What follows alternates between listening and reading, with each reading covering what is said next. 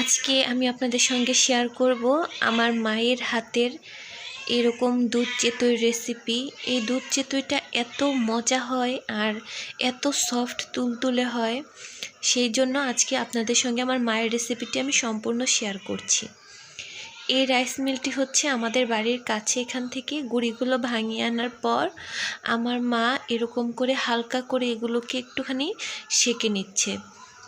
এরকম করে সেঁকে নিলে পিঠাটা কাঁচা থাকে না এবং একদম ফুলকো হয়। এখানে কোনো বেকিং সোডা দিতে হয় না, এটা এমনিতেই খুব সুন্দর হয়ে ফুলে ওঠে। তার জন্য অবশ্যই এরকম চালের গুঁড়াটাকে একটু করে হালকা করে ভেজে নিতে হবে।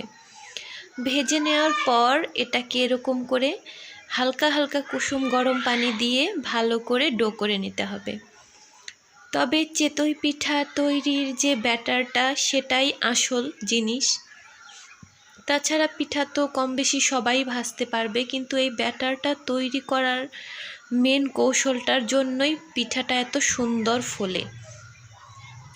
এটাকে একটু একটু পানি দিয়ে এরকম করে মথে মথে তারপর ডোটা তৈরি করতে হবে। একেবারে পানি দিলাম তারপর ডোটা তৈরি করলাম, বিষয়টা আসলে এরকম না। আমি এই পুরো প্রসেসটা একদম স্টেপ বাই স্টেপ দেখাচ্ছি, যাতে করে আপনারা পারফেক্টভাবে পিঠাগুলো তৈরি করতে পারেন। আমার আম্মু এখানে 2 কেজি পরিমাণ চালের গুঁড়ো নিয়েছেন এবং 2 কেজি চালের জন্য 5 কেজি দুধ দিয়েছেন। তো এটাকে এরকম ভালো করে হাত দিয়ে মথে নিতে হবে এবং এর মধ্যে কিন্তু তিনি একটুখানি লবণের গুঁড়ো দিয়েছিলেন। লবণ অবশ্যই দিতে হবে, না হলে কিন্তু পিঠাটা খেতে ভালো লাগবে না। লবণ দেওয়ার অংশটুকু স্কিপ হয়ে গিয়েছিল। দেখুন কিভাবে এরকম মথে নিতে হয়। অনেকেই বলেন যে ভাঙানো গুঁড়িতে পিঠা হতে চায় না, বা নানান রকম প্রসেস দেখা যায় ইউটিউবে, কিন্তু এটা হচ্ছে গ্রাম বাংলার একেবারে অথেন্টিক রেসিপি। এটা কোনো ইউটিউব দেখে শেখা নয় বা কোনো কিছু নয়। মা দাদিরা কিন্তু এমনিতেই অনেক অভিজ্ঞ থাকেন, তারা এসব দেখে দেখেই শিখে আসছেন। তো এরকম ভালো করে মথে নিচ্ছেন। ছোটোবেলায় দেখতাম যে আমার মা শিলপাটার মধ্যে বেটে তারপর চেতই পিঠা তৈরি করতো। তারপর যখন এরকম মেশিন এলো আমাদের বাড়ির এখানে, চাল ভাঙানোর মেশিন, তখন থেকে এই প্রসেসটা তারা ফলো করে, যাতে করে চাল বাটা চালের যে একটা কন্ডিশন হয় সেই কন্ডিশনে এটা আসে। এবার একটু একটু করে পানি দিয়ে এটাকে গুলে নিতে হবে। আপনারা দেখেই নিশ্চয়ই বুঝতে পারছেন যে এটা কতটা যত্ন সহকারে কাজটা করতে হবে। যেন তেন উপায় করলে কিন্তু এই পিঠাটা ভালো হবে না।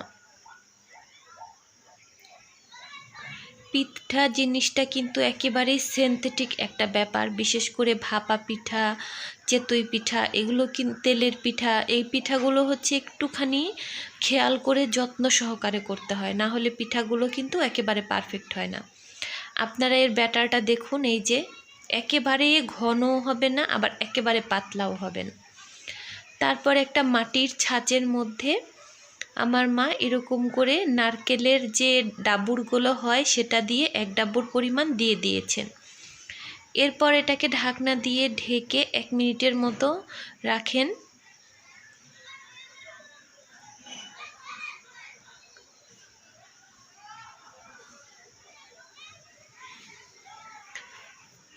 দেখাচ্ছি আপনাদের আবারও, এই দেখুন ব্যাটারটা কিন্তু খুব সুন্দর হয়েছে। তো 1 মিনিট পর পিঠাটা হয়ে গিয়েছে।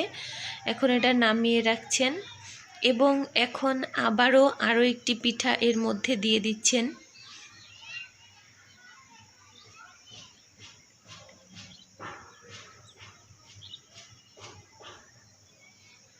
তারপর পিঠাটা দেখতে যাতে সুন্দর লাগে সেজন্য পিঠার পেছনের যে অংশগুলো থাকে সেগুলো এরকম করে বটি দিয়ে হালকা করে আঁচড়ে আঁচড়ে তুলে ফেলেন।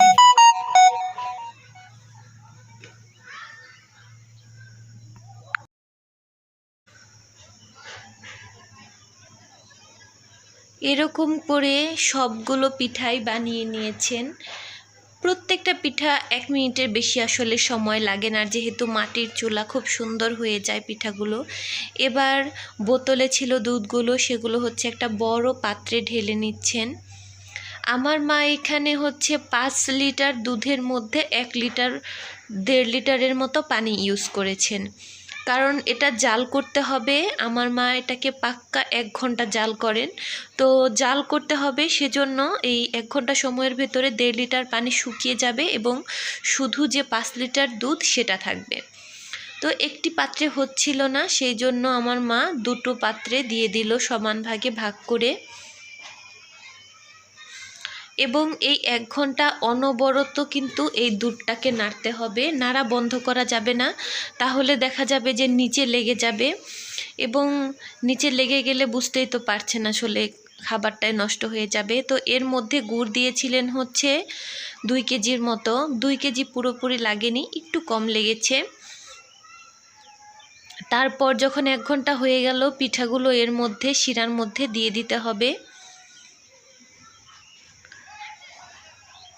পিঠাগুলো শিরাতে দেওয়ার পর কিন্তু খুব একটা বেশি বলক আনা যাবে না, জাস্ট 1 মিনিট থেকে 2 মিনিটের মতো একটুখানি 1টা কি 2টা বলক উঠিয়ে নামিয়ে ফেলতে হবে, কারণ পিঠাগুলো একেবারেই সফট হয়।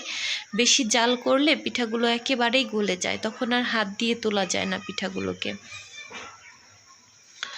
এমন সুন্দর স্মেল বের হচ্ছিল যে পুরো বাড়ি, একদম পুরো পাড়ায় আসলে স্মেলে ভরে যায়। আমার মার পিঠাপুলিগুলো এত মজা হয়। তো এরকম করে জাল করে নেওয়া শেষ। দেখুন, এটা এখন তৈরি আপাতত শেষ। এটাকে পরের দিন আমরা খাই। আমরা আসলে সাথে সাথে মিষ্টি জিনিসটা খাই না, এটা সারা রাত দুধের মধ্যে ভিজলে তারপর হচ্ছে খাওয়ার জন্য একেবারেই উপযুক্ত হয়ে উঠবে। তো পরের দিন সকালে আপনাদের সঙ্গে আবার দেখা হচ্ছে। চলুন যাওয়া যাক পরের দিন।